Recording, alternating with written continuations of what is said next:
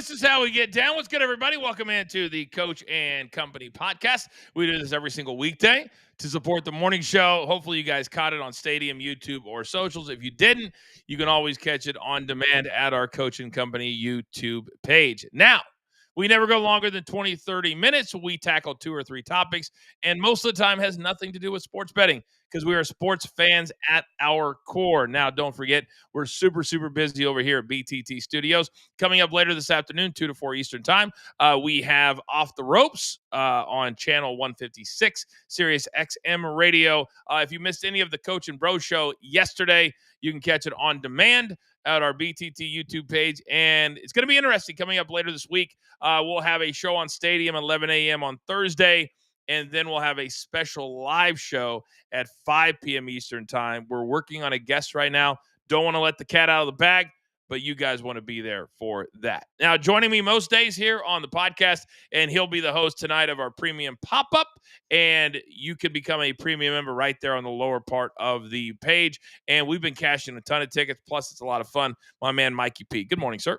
Good morning, Coach. Yeah, I'm super excited. Maction is here. College basketball is here. I don't know where we're going to go during the premium pop-up. No, you can go wherever you want because you'll be in the host chair because Papa and Mama Coach are flying in at 7 p.m. Eastern time tonight, so I've got to go get them from the airport. But you're getting very comfortable in that host chair in the evening, so I appreciate it, and we will continue to grow that side of the brand. Now, you know where we're starting today, big dog.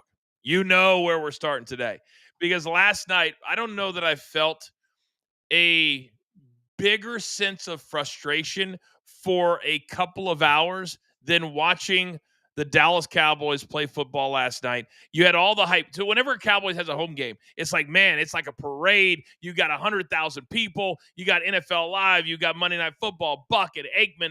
It's a happening.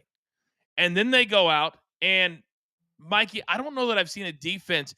It's not even that they're bad. It's like the athletes aren't good enough to stay with the athletes for Arizona. Like Marvin Harrison should have had 20 catches. They should have had 20 catches. He did have 7 or 8. But have you ever seen a defense that bad that every third down was the guy's wide open by 5 yards? I've never seen it. I've also never seen a defender on a Dallas Cowboys team get torched so bad that the star wide receiver on the Dallas Cowboys goes, wow, what a move. It was amazing. Listen, I'll just be honest. We're now approaching week 10. The Cowboys defense was going to be this bad with or without Micah Parsons. I think that is an elephant in the room that nobody wants to address. Micah Parsons can only get, at best, 16 to 22 sacks a year at his absolute best. He can't help in the run defense. He was not a consistent product there. He doesn't play cornerback. So this Cowboys defense was always going to suffer with or without Micah Parsons. When I heard Joe Buck say Bland is the best cornerback that they have, and I also questioned the defensive coordinator because on that play, the touchdown where it literally looked like his right ankle was broken because his body was going this way, Harrison was going that way, and I was like, this is the best. But let's be honest, on that play, it could have been anybody. Harrison's an elite receiver. He hasn't realized it yet how good he can be. His dad's a Hall of Famer, but when you have Bland, who multiple times during the game was on the receiver that caught the ball, and then he'd go around him, and then he would kind of jog after him, I'm questioning, having him out there, if that's the best you got. But also, once you watch that effort, maybe they had nobody else because he was in the play almost every single play, it felt like to me. Did it feel like that to you? It did, and Coach, let's peel it back a little bit. Do you know the defensive coordinator for the Dallas Cowboys? I'll tell you. From Chicago, right? Matt Eberflus, former head coach of the Chicago Bears, who notoriously have been known for their defense and were atrocious when he was running the show. When he got the job in Chicago, he was days away from being fired as the Indianapolis Colts defensive coordinator. So the Bears not only gave him a job, they upgraded him. And he downgraded very quickly. The only reason he's in Dallas, this might shock you, he has history with the franchise and Jerry Jones. Jerry has his fingerprints all over this season, and I think at the end of the year, the kids are going to come to him and say, Dad, you've completely ruined this thing. The interview that Jerry Jones did with Stephen A. Smith yesterday was eye-opening to me. I like the fact that they can hang out, even though Stephen A. has kind of built a career off of making fun of the Dallas Cowboys. But that it's all entertainment. They're both super, super wealthy guys making a lot of money. I get that. But when you really are honest with yourself, and you're Jerry Jones, and you're over 80 years old, and I just watched the entire documentary on Netflix, and his ego is as big as anybody's. But he says his best attribute is borrowing money. That's what he said. So he's good at, what's the word I'm looking for? Not worrying about the forest for the trees, I guess, as they say. But when you look at that team and you look at the last 29 years, and you're a really smart human being, because you can't be the owner of a football team and not be smart. How do you walk through life with blinders on and say, we're doing the best job we can? My son is the best GM we could possibly have for the most expensive franchise in all of American sports. How you don't at some point go out there and say, I'm going to find the best GM that I can find. When does that happen? When Jerry goes, unfortunately, and I don't mean goes like off earth. I mean just when he hangs it up, if he ever does. For me, this all comes down to the bottom line. It's the final dollar amount at the end of the year for the Dallas Cowboys. That's what Jerry Jones cares about. Let's just talk about how delusional Jerry Jones is. He thinks he and Stephen A are best friends. Yep. LeBron hears Stephen A criticizing him and approaches him and says, "Nah, big dog, we got to have a conversation." Jerry thinks, he's just creating headlines. He's my friend. No, Jerry, no one in the NFL right now is your friend except maybe Dak Prescott, who you gave all this money to. Not a single person is on the side of Jerry Jones. And I would go as far as to say, I don't even believe his kids believe he can do this anymore. Well, and I agree with you. I kind of compare them to Stephanie and Shane McMahon, who I worked with for well over a decade. And sometimes, and I've always thought about this, is how would I react if I had a father who was gigantically wealthy, and I'm in line for all of that? Would I adjust how I act so I could make sure and stay in it? The McMahons didn't, but everybody that Jerry has put with him is his family. All the high level spots are his family. This has no chance of working.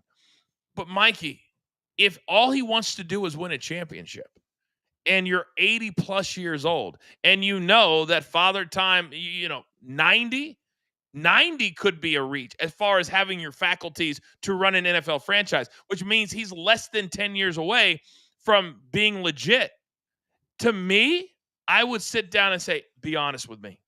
I know I don't want to hear it, because when he tells Stephen A. Smith, we're the same, and when times are slow, we cause controversy just to have people talk about us. Well, that's worked if he believes it, because they continue to be more and more valuable. But how does that help the team on the field? I don't know.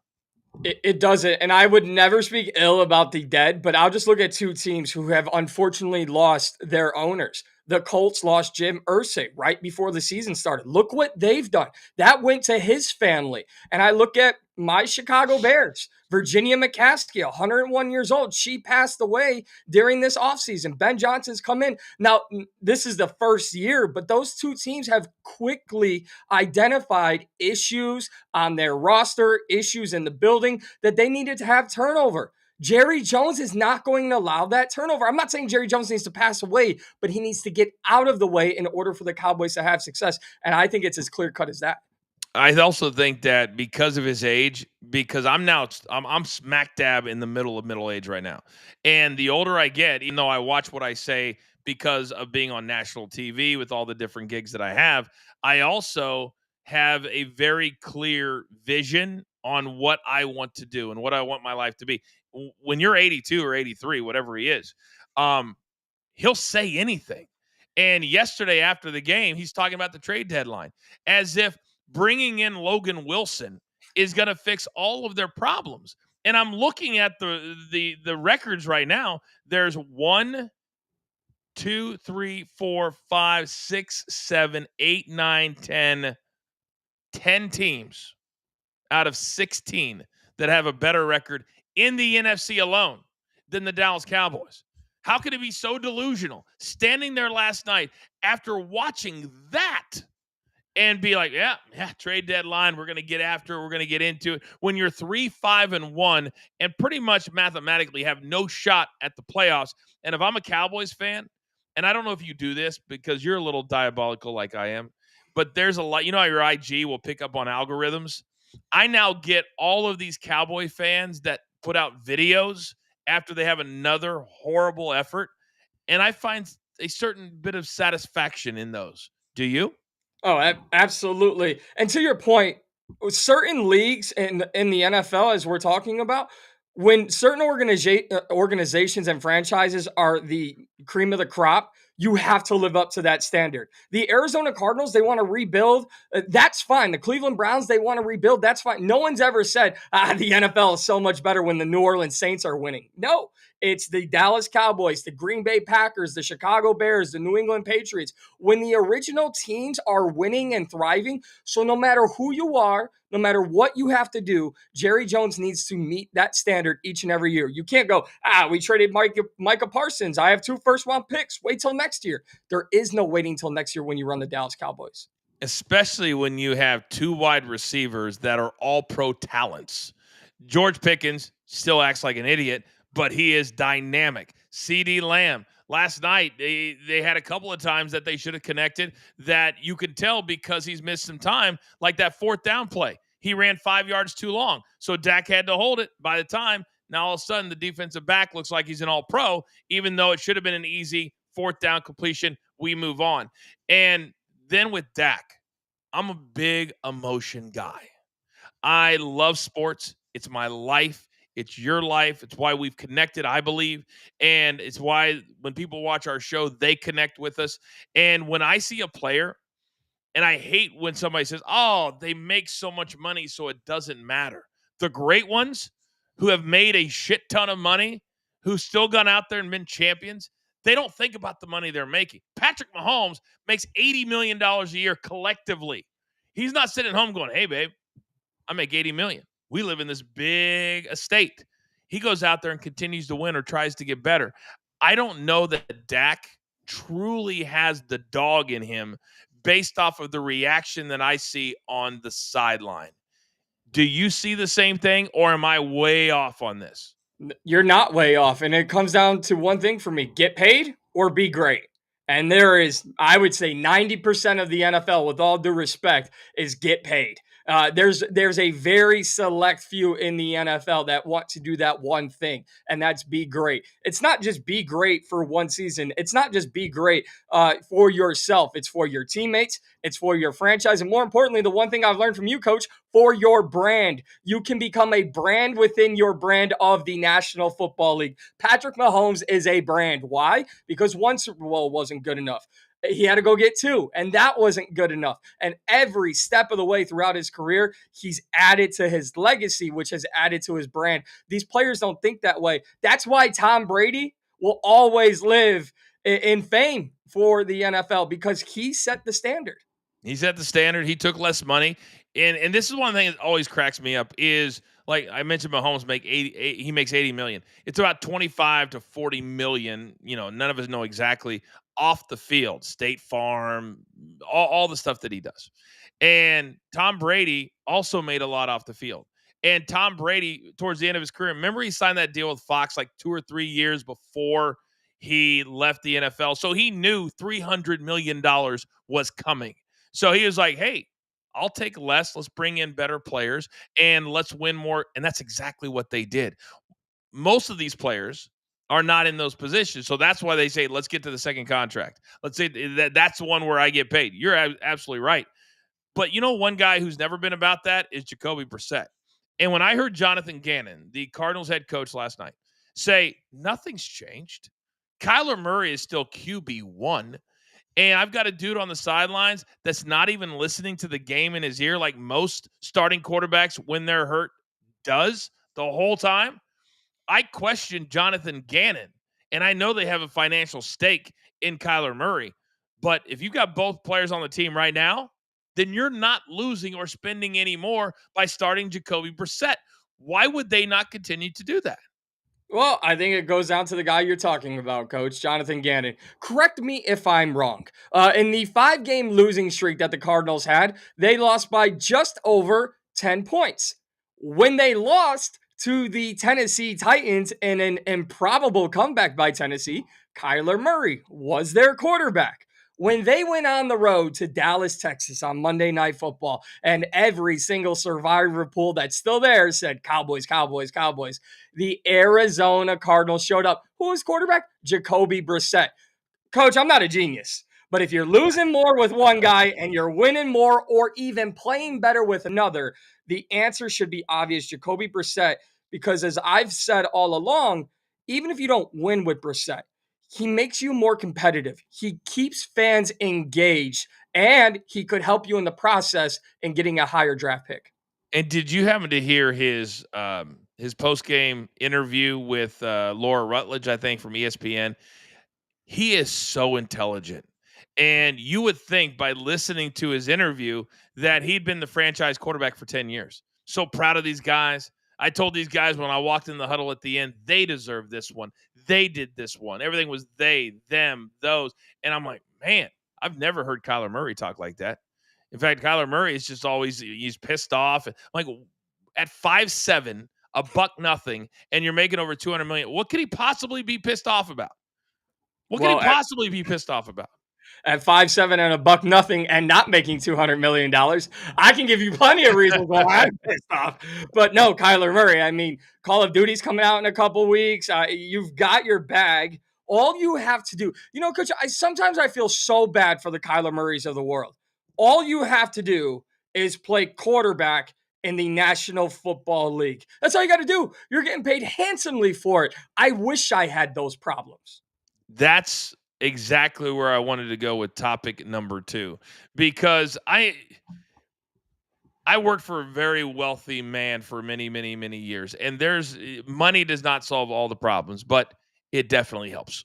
And when you're Ja Morant and you're making $40 million a year for a kid who wasn't even recruited out of high school, he had to go to Murray State. We forget that. He was not a Duke, North Carolina, Kansas kid. And now all of a sudden he says, I'm not having any joy playing basketball. Go ask the coaches. They just called me out in front of the entire team. Maybe they shouldn't play me. We know that's not what the coaches meant or said. What they said is, this version of Ja Morant, we don't think should be on the court because you're not helping us enough. The all-pro version of Ja Morant, that's the guy we want with a good attitude. You're the point guard. You're the leader of this franchise. You're the leader of this team. You got the max contract.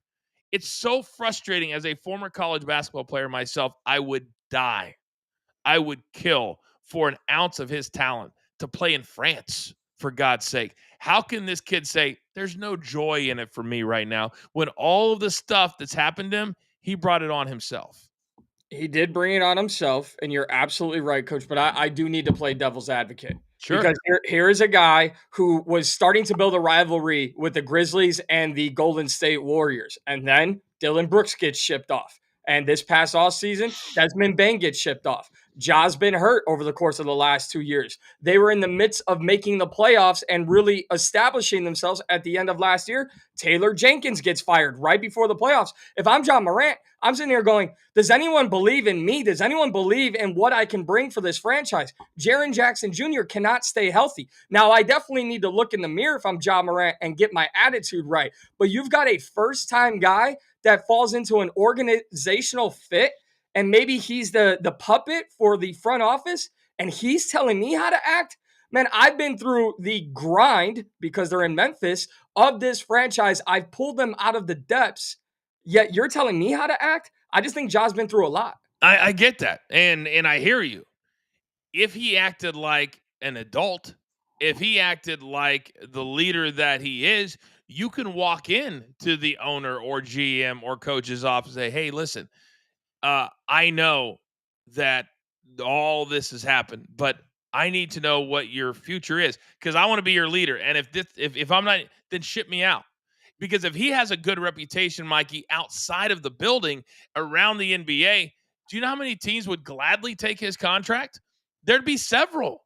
There'd be several, but nobody is saying, hey, give it to me, give it to me, give it to me, because of the gun issues, because of these suspensions, because when he's told not to do something, he acts like a 7-year-old and does it anyway. Says, oh, the NBA. He has lost over $10 million in salary because of suspensions. That's embarrassing. And so I completely hear you.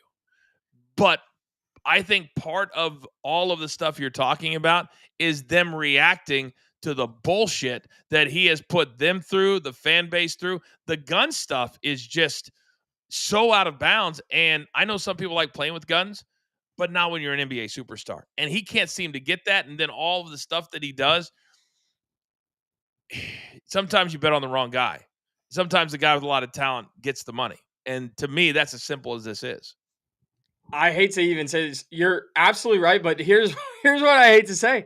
There's not a lot of teams that are going to raise their hand for Ja Morant's services, and I think the teams that could are going to be even worse fits than a Memphis culture for him. Two names, as you were talking, popped into my head. Coach, tell me if you think Ja Morant would thrive in either of these cities. Okay. The Sacramento Kings or the Miami Heat.